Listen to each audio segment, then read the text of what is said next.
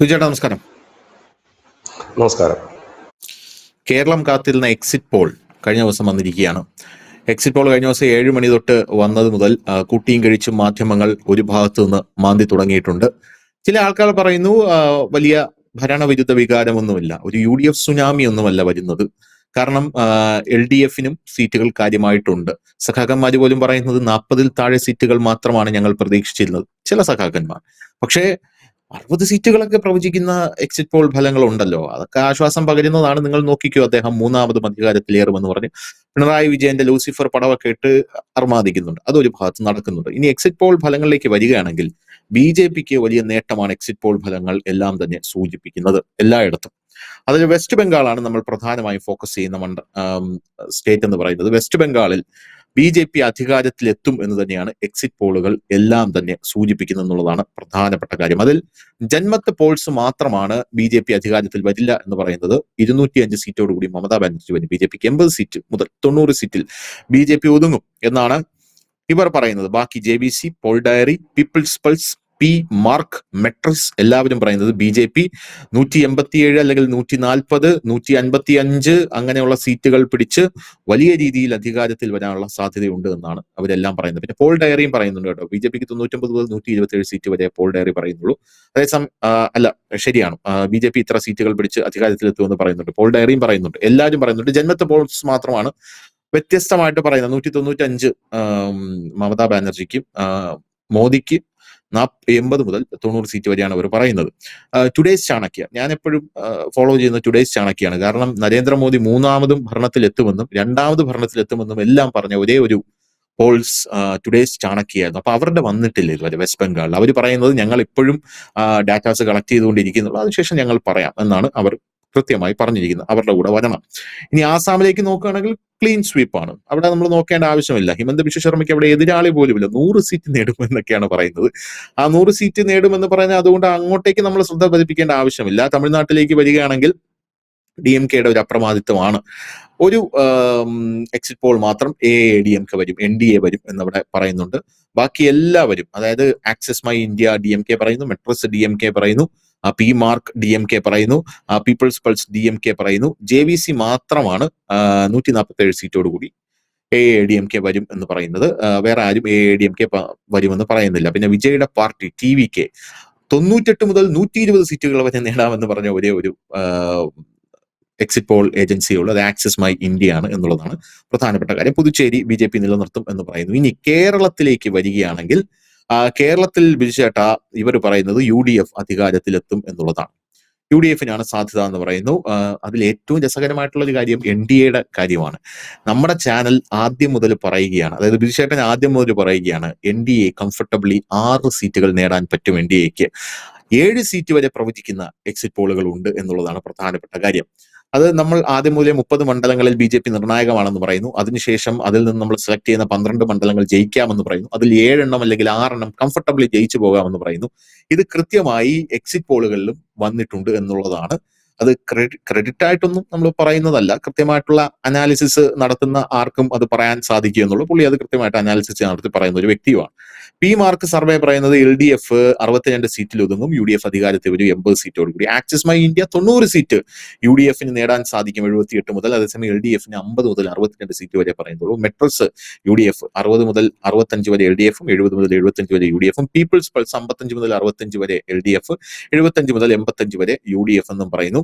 ഇതിൽ എല്ലാവരും 5 സീറ്റ് വരെ, അതായത് മാക്സിമം 5 സീറ്റ് വരെ BJPക്ക് പ്രവചിക്കുന്നുണ്ട് എന്നുള്ളതാണ് പ്രധാനപ്പെട്ട കാര്യം. ഒരു സർവേ ഫലം 7 സീറ്റ് വരെ BJPക്ക് പോകാം എന്ന് പറയുന്നു. 7 മുതൽ 10 സീറ്റ് വരെ BJPക്ക് വിജയിക്കാനുള്ള ചാൻസ് ഉണ്ട് എന്ന് പറയുന്നു. അതാണ് ഹൈലൈറ്റ് എന്ന് പറയുന്നത്. അതായത് എങ്ങനെ പോയാലും BJP അക്കൗണ്ട് തുറക്കുക മാത്രമല്ല, ചിലപ്പോൾ ഡബിൾ ഡിജിറ്റിലേക്ക് വരെ എത്തിയേക്കാമെന്നാണ് എക്സിറ്റ് പോൾ സർവേ ഫലങ്ങൾ പറയുന്നത്.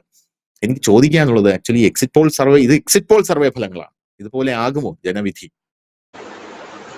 എന്നാലും എക്സിറ്റ് പോൾ സർവേ വരുമ്പോൾ നമുക്ക് അഭിമാനിക്കാം, സന്തോഷിക്കാം. കാരണം മാർച്ച് 17 മുതൽ തന്നെ നമ്മൾ കേരളത്തിന്റെ ഒരു ഡീറ്റെയിൽസ് കൊടുത്തിരുന്നു. ഇന്നലെ നമ്മൾ രാവിലെയാണ്, അതായത് ഉച്ചയ്ക്ക് മുമ്പ് തന്നെ നമ്മുടെ വീഡിയോ അപ്ലോഡ് ആയിട്ടുണ്ട് എന്നാണ് ഞാൻ വിശ്വസിക്കുന്നത്. ഈ സർവേകൾ, അതായത് ഈ വമ്പന്മാരുടെ സർവേകൾ, വമ്പന്മാരെന്ന് തന്നെ പറയണം, മുഖ്യധാരാ മാധ്യമങ്ങളാണ്, വമ്പന്മാരാണ്. വലിയ ആൾബലവും സാമ്പത്തിക ബലവും ഒക്കെ ഉള്ള വലിയ ചാനലുകൾ നമ്മൾ പറഞ്ഞ ആ സംഖ്യയിലേക്ക് എത്തുമ്പോൾ നമുക്ക് അഭിമാനിക്കുക തന്നെ ചെയ്യാം. കാരണം നമ്മൾ വിരലെണ്ണാവുന്നവരെ വെച്ചിട്ട് നമ്മൾ അനാലിസിസ് ചെയ്യുന്ന ഡേറ്റകളാണ് നമ്മൾ പറഞ്ഞത്. പക്ഷെ അത് ഇതുമായിട്ട് കറക്റ്റ് ആയി എന്ന് പറയുമ്പോൾ ഒരുപാട് സന്തോഷം തോന്നുന്നു. രണ്ടാമത്തെ കാര്യം, ഈ സർവേയിൽ തെളിഞ്ഞു കാണുന്ന ഒരു കാര്യം, കേരളത്തില് ഒരു ഹിന്ദു കൺസോൾട്ടേഷൻ നടന്നിട്ടുണ്ടെന്ന് പറയാം. ഈ ഹിന്ദു കൺസോൾട്ടേഷൻ എന്ന് പറയുമ്പോൾ പലപ്പോഴും അത് BJPക്ക് അനുകൂലമാണെന്ന് ആരെങ്കിലുമൊക്കെ തെറ്റിദ്ധരിക്കും. തെറ്റാണത്. കാരണം കേരളത്തിലെ ഏറ്റവും വലിയ ഹിന്ദു പാർട്ടി CPM ആണ്. കാരണം അവരുടെ ഒരു ഭരണത്തിന്റെ അവരുടെ കയ്യിലിരിപ്പ് വെച്ചിട്ട് പറയുകയാണെങ്കിൽ അവർ അമ്പണ്ടതായിരുന്നു. തകർന്ന തരിപ്പണമാണ്. ധനുഷ് പറഞ്ഞത് ശരിയാണ്. ചില സഖാക്കൾ പറഞ്ഞ കാര്യം പറഞ്ഞല്ലോ, 40 സീറ്റൊക്കെ ശരിയാണ് അവർ പറഞ്ഞത്. അവരുടെ കയ്യിരിപ്പ് വെച്ചിട്ട് അതൊക്കെ അവർക്ക് പ്രതീക്ഷിക്കേണ്ടതേ ഉള്ളൂ. പക്ഷെ അവിടെ അതല്ല, 60-ന് മേളിൽ സീറ്റാണ് എല്ലാവരും പറയുന്നത്. അതിനൊരു കാരണം എന്തെന്ന് വെച്ച് കഴിഞ്ഞാല്, ഒരു ഭാഗത്ത് ഈ ക്രിസ്ത്യൻ മുസ്ലിം ഏകീകരണം ഉണ്ടായപ്പോൾ മറുഭാഗത്ത് ഹിന്ദു ഏകീകരണം ഉണ്ടായിട്ടുണ്ട്. അപ്പോൾ സ്വാഭാവികമായിട്ട് ചോദിക്കും, ഹിന്ദുക്കൾ എന്താ BJPക്ക് വോട്ട് ചെയ്യാത്തത്? BJP ജയിക്കാത്ത ഒരുപാട് ഇടങ്ങളുണ്ട്. ഏതാണ്ട് 140 മണ്ഡലങ്ങളിൽ ഏതാണ്ട് ഒരു 110 ഇടങ്ങളിലും BJP ഇല്ലെങ്കിൽ അവരുടെ സഖ്യകക്ഷികളൊക്കെ ജയിക്കാൻ വലിയ പ്രയാസകരമായ സാഹചര്യം. ആ സാഹചര്യത്തിൽ സ്വാഭാവികമായ വോട്ട് അങ്ങോട്ടേക്ക് മാറും, ഷിഫ്റ്റ് ചെയ്യും. അതും പ്രത്യേകിച്ച് ധനുഷ് നോക്കിക്കോ, ഏറ്റവും കൂടുതൽ ജയിക്കുന്നത് ഹിന്ദു MLA-മാർ തന്നെ ആയിരിക്കും CPM-ന്റെ. അതും അതിൽ നിന്നും നമുക്ക് വ്യക്തമാകുന്ന ഒരു കാര്യം. അങ്ങനെ തന്നെ ആകാനാണ് സാധ്യത കൂടുതൽ. അല്ലാതെ ക്രിസ്ത്യൻ മുസ്ലിം MLA-മാർ കുറവായിരിക്കും ഇത്തവണത്തെ അവരുടെ ഈ CPM-ന്റെ സീറ്റുകളുടെ എണ്ണത്തിൽ നോക്കുമ്പോൾ. അത് എന്തുകൊണ്ടാണെന്ന് ചോദിച്ചു കഴിഞ്ഞാൽ ഒരു ഏകീകരണം ഉണ്ടായിരുന്നു. ഈ ഏകീകരണം BJPയിലേക്ക് എത്തുമ്പോഴാണ് BJP കേരളം ഭരിക്കുന്നത്. അതുകൊണ്ട് BJPക്ക് ഭയങ്കര പ്രത്യാശ നൽകുന്ന ഒരു തെരഞ്ഞെടുപ്പ് ഫലമായിരിക്കും ഇപ്പൊ ഈ സർവേ വെച്ചിട്ട് നമ്മൾ പറയുകയാണ്. കാരണം ഒരു കൺസോൾട്ടേഷൻ നടന്നിട്ടുണ്ട്. ആ കൺസോൾട്ടേഷനെ എങ്ങനെ കൈകാര്യം ചെയ്യുന്നു എന്നുള്ളതാണ് BJPയുടെ അടുത്ത 5 വർഷത്തെ ഭാവി എന്ന് പറയുന്നത്. അപ്പം ഇത് ഒന്നാമത്തെ ഒരു കാര്യം. രണ്ടാമത്തെ ഒരു കാര്യം എന്ന് വെച്ചാല്, ഞാൻ ഈ ബംഗാൾ തെരഞ്ഞെടുപ്പ് എനിക്ക് തോന്നുന്നു കേരളത്തിൽ തന്നെ ഏറ്റവും ആദ്യം BJP ബംഗാൾ ഭരിക്കുമെന്ന് പറഞ്ഞൊരു ചാനൽ നമ്മൾ തന്നെയാണ്. വേറെ ആരും പറഞ്ഞില്ല. അതിന് താഴെ ഒരുപാട് കമന്റ് വന്നിരുന്നു, നിങ്ങൾ മാത്രമേ ഇത് പറയുന്നുള്ളൂ എന്നൊക്കെ പറഞ്ഞു. പക്ഷെ ഇപ്പൊ എല്ലാവരും അത് അംഗീകരിച്ച് തുടങ്ങിയിട്ടുണ്ട്. പക്ഷെ ബംഗാളിന്റെ കേസ് ഞാൻ ഇപ്പോഴും പറയുന്നു, ഈ എക്സിറ്റ് പോളുകളെക്കാൾ ഒരു 10 സീറ്റ് അല്ലെങ്കിൽ 15 സീറ്റ് കൂടുതൽ BJPക്ക് കിട്ടും. അതിനൊരു കാരണം എന്താണെന്ന് ചോദിച്ചാൽ, ഈ ബംഗാളിൽ വോട്ട് ചെയ്യുന്നവരൊക്കെ എക്സിറ്റ് പോളിൽ BJPക്ക് വോട്ട് ചെയ്യുമെന്ന് പറയില്ല. കാരണം അവർക്ക് വലിയ ഭയമുണ്ട്. അവരെ ഈ മമതയ്ക്ക് വോട്ട് ചെയ്തവർ ഓപ്പൺ ആയിട്ട് മമതയ്ക്ക് വോട്ട് ചെയ്യുമെന്ന് പറയും. കഴിഞ്ഞ ദിവസം വന്നൊരു റിപ്പോർട്ട് കേട്ട് ഞാൻ ഞെട്ടിപ്പോയി കേട്ടോ ചോദിച്ചിട്ട്. അതായത് ഈ പോളിംഗ് ബൂത്തിൽ കൊണ്ടുപോകുന്ന ആ EVM മെഷീനിൽ BJPയുടെ ചിഹ്നം വരുന്ന സ്ഥലത്ത് ഈ TMC ഗുണ്ടകൾ വിക്സ് തേച്ച് വെച്ചിരിക്കുകയാണ്. എന്നിട്ട് വോട്ട് ചെയ്ത ആൾക്കാരുടെ കൈ മണപ്പിച്ച് നോക്കുകയാണ്. പുറത്തു വന്ന ശേഷം കൈ മണപ്പിച്ചിട്ട് കയ്യിൽ വിക്സിന്റെ മണം ഉണ്ടെങ്കിൽ BJPക്കാണ് ഇവൻ വോട്ട് ചെയ്തെന്ന് അവർക്ക് മനസ്സിലാവും. അങ്ങനെ അവരെ കൈകാര്യം ചെയ്യാനുള്ള സെറ്റപ്പ് അവർ ഉണ്ടാക്കി വെച്ചിട്ടുണ്ട് എന്നുള്ള ഒരു വാർത്ത പുറത്തു വരികയാണ്. ഞാനിത് കേട്ട് ഞെട്ടിപ്പോയി. നമ്മളെ ഏത് രാജ്യത്താണ് ജീവിക്കുന്നത് എന്നാണ് ഞാൻ ആലോചിക്കുന്നത്. അല്ല, അത് ഏത് മണ്ഡലമാണെന്ന് കൂടെ അറിയണം. അതുപോലെ തന്നെ ആ മണ്ഡലത്തിൽ വേറൊരു കാര്യം കൂടാണ്. ഭവാനിപ്പൂരാണ് നമ്മുടെ മമത മത്സരിക്കുന്ന മണ്ഡലം. നേതാവ് മത്സരിക്കുന്ന മണ്ഡലത്തിൽ ഇതാണ് അവരുടെ അവസ്ഥ. അത് മാത്രമല്ല, ഭവാനിപ്പൂരത്തിന് ചില ഈ EVM മെഷീനുകളിൽ ഇവർ ടേപ്പ് ഒട്ടിച്ചു വെച്ചിട്ടുണ്ട്, സെല്ലോ ടേപ്പ് ഒട്ടിച്ചു വെച്ചിട്ടുണ്ട്. അത് രാവിലെ വലിയ പ്രശ്നമൊക്കെ ആയതാ ചില ബൂത്തുകളിൽ. ഇങ്ങനെയൊക്കെ അവിടെ സംഭവിച്ചിട്ടുണ്ട്. അതായത് ഭവാനിപ്പൂർ എന്ന് പറയുന്നത് TMCയുടെ ലീഡർ മുഖ്യമന്ത്രി സ്ഥാനാർത്ഥി മമത മത്സരിക്കുന്ന മണ്ഡലത്തിൽ ഇതാണ് അവരുടെ സ്ഥിതി എങ്കിൽ ബാക്കിയുള്ള സ്ഥലം നമുക്ക് ആലോചിക്കാൻ പറ്റും. എന്റെ ഒരു സംശയം, ഭവാനിപ്പൂരിൽ മമത തോക്കുമെന്നാണ് ഞാൻ വിശ്വസിക്കുന്നത് ഇപ്പോഴും. കാരണം സുവേന്ദു അധികാരിൽ അവരെ നന്ദിഗ്രാമിൽ തോപ്പിച്ചിരുന്നു. ഇത്തവണ അദ്ദേഹം 2 മണ്ഡലത്തിൽ മത്സരിക്കുന്നുണ്ട്. നന്ദിഗ്രാമിൽ മത്സരിക്കുന്നുണ്ട്, ഭവാനിപ്പൂരിൽ മത്സരിക്കുന്നുണ്ട്. അപ്പൊ ഭവാനിപ്പൂരിലും കൂടെ ഇവർ പരാജയപ്പെട്ടു കഴിഞ്ഞാൽ ഇവരുടെ തട്ടകത്തിൽ ഇവർ വളർത്തി വലുതാക്കി ഇവരുടെ വലം കൈയായിട്ടുള്ള സുവേന്ദു അധികാരി തോപ്പിക്കുക എന്ന് പറഞ്ഞ ചെറിയ കളിയല്ലത്. അത് മാത്രമല്ല, ഈ എക്സിറ്റ് പോളുകളിൽ ബംഗാളിലെ കേസിൽ ഞാൻ കാണുന്നൊരു കാര്യം, ഈ BJPക്ക് വോട്ട് ചെയ്തവരൊന്നും BJPക്ക് വോട്ട് ചെയ്തെന്ന് പറയാൻ തയ്യാറായില്ല. കാരണം അവിടെ ഒരു വലിയ ഹിന്ദു വംശഹത്യ നടന്ന ഇടമാണ്, ഹിന്ദുക്കളെ തേടിപ്പിടിച്ച് കൊന്ന ഇടമാണ്. അപ്പൊ BJPക്ക് വോട്ട് ചെയ്യുന്ന ഒരാൾ പറയുന്നു, ഇൻ കേസ് ഇനി മമതയാണ് അധികാരത്തിൽ വരുന്നതെങ്കിൽ ആ വോട്ട് ചെയ്തു എന്ന് പറയുന്നതിന്റെ അവസ്ഥ എന്തായിരിക്കും? അത് വീഡിയോ അല്ലേ, ഒരു ചാനലിലും പറയുന്നതല്ലേ. അപ്പൊ സ്വാഭാവികമായിട്ട് തെളിവാകും, അവരൊക്കെ ഒന്ന് കൊല വിളിക്കും. അപ്പൊ അതുകൊണ്ടാണ് അവർ പറയുന്നത്. അതുകൊണ്ടാണ് ഞാൻ പറയുന്നത്, ബംഗാളിലെ എക്സിറ്റ് പോളുകളിലെല്ലാം BJPയെ സംബന്ധിച്ച് പറഞ്ഞാൽ അവർക്ക് അവർ പറഞ്ഞതിനേക്കാൾ ഒരു 10-15 സീറ്റ് കൂടുതലുണ്ടാകും. ബംഗാളിൽ നന്നായിട്ട് തന്നെ കറക്റ്റ് ഹോംവർക്ക് ചെയ്തിട്ട് BJP ഇത്രത്തോളം ഹാർഡ് വർക്ക് ചെയ്തൊരു സ്ഥലം ഈ അടുത്ത കാലത്ത് ഞാൻ കണ്ടിട്ടില്ല.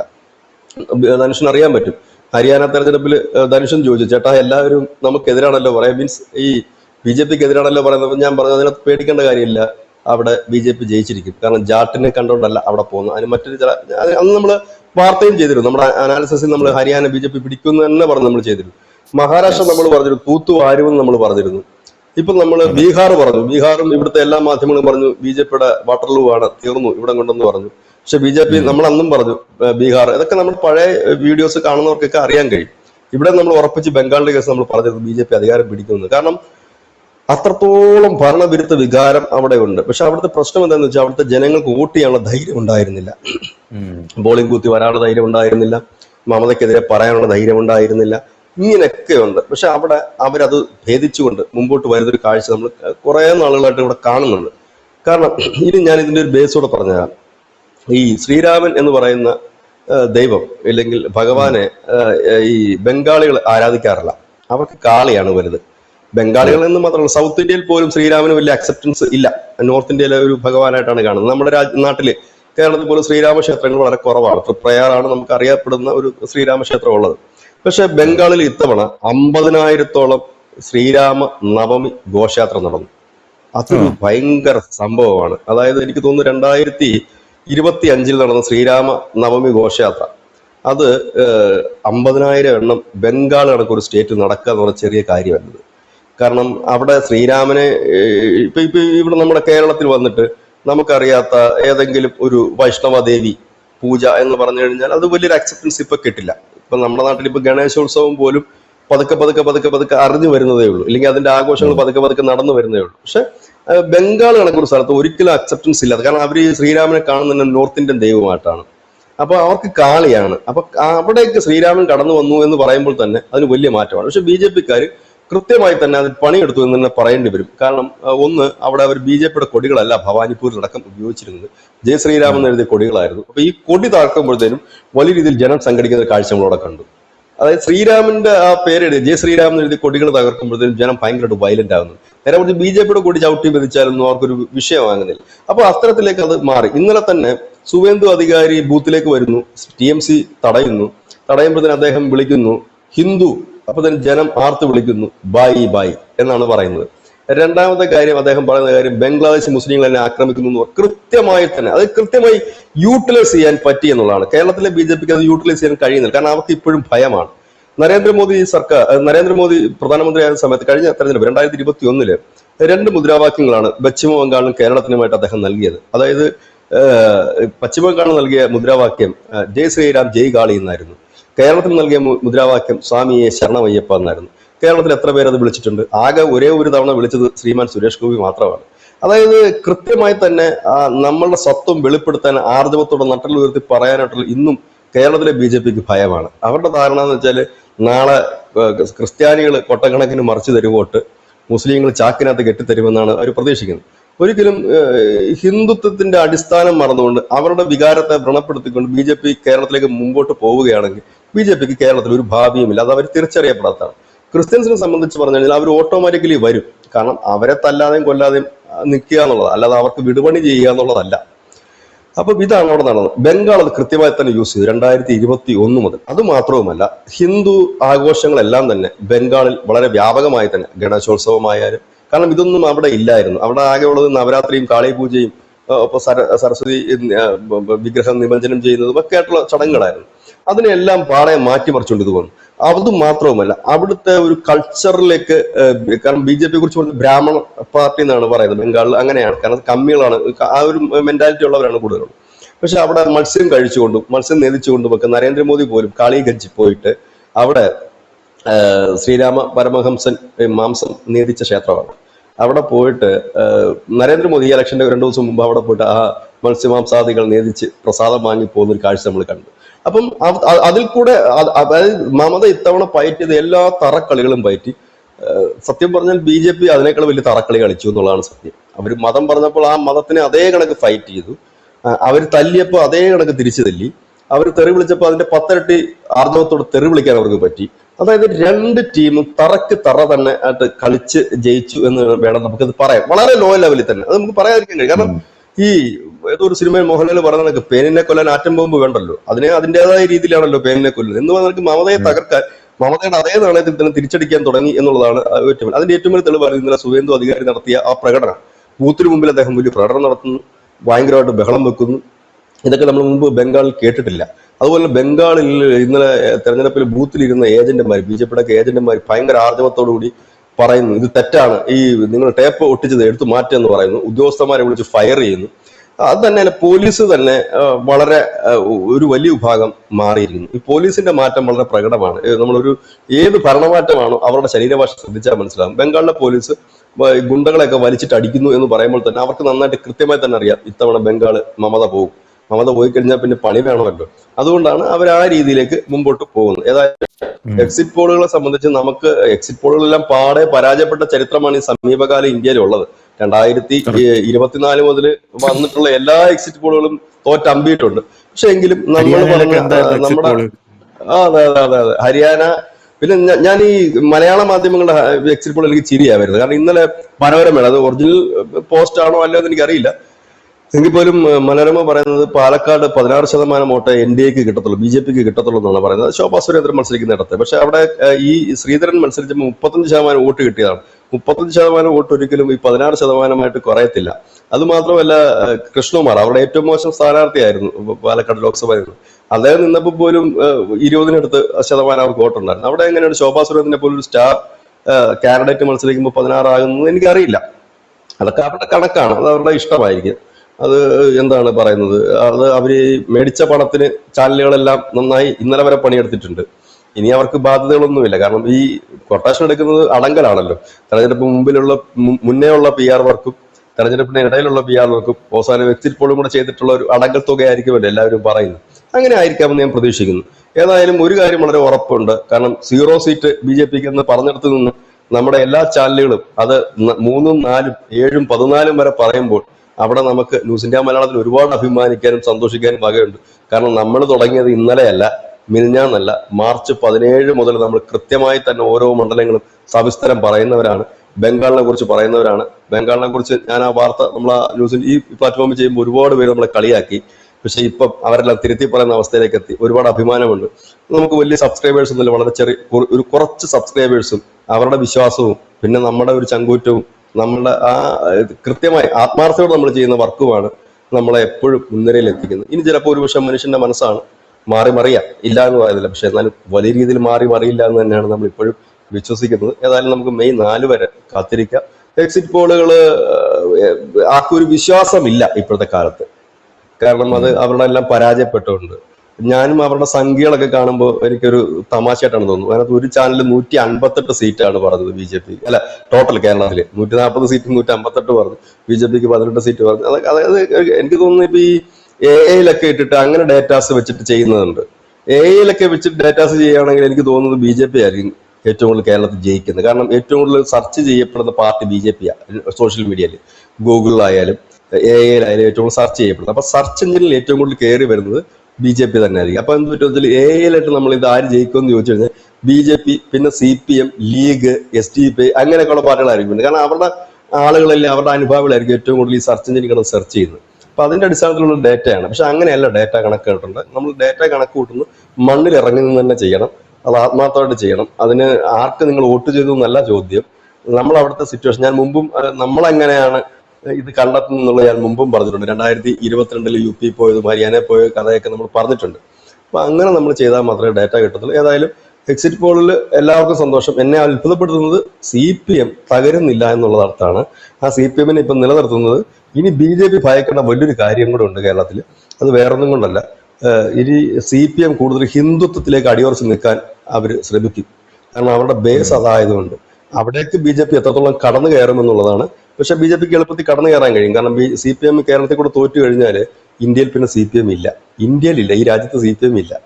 അതൊരു വലിയ ചാൻസ് ആണ്. അതിനെ എത്രത്തോളം മുതലെടുക്കും എന്നുള്ളത് അറിയാൻ കഴിയും. ഏതായാലും കഴിഞ്ഞ ദിവസങ്ങളൊക്കെ ഞാൻ കണ്ട പോസ്റ്റുകൾ ശ്രീമാൻ രാജീവ് ചന്ദ്രശേഖറും ഷോൺ ജോർജും ഒക്കെ ജിമ്മിൽ പോകുന്നത് കണ്ടു, ആരോഗ്യമൊക്കെ സംരക്ഷിക്കുന്നുണ്ട്. പുതിയ ഊർജ്ജത്തോടെ വരാൻ വേണ്ടിയിട്ടായിരിക്കാം എന്ന് ഞാൻ പ്രതീക്ഷിക്കുന്നു. അങ്ങനെ ഒരു ഊർജ്ജത്തോടെ മുമ്പോട്ട് വരട്ടെ എന്ന് ആശംസിക്കുകയും ചെയ്യുന്നു. ഏതായാലും നമുക്ക് നോക്കാം. നമുക്ക് എന്തായാലും മെയ് 4 എന്തായാലും നമ്മൾ ഉണ്ടാകുമല്ലോ, ലൈവായിട്ട് തന്നെ നമ്മൾ വരികയും ചെയ്യും.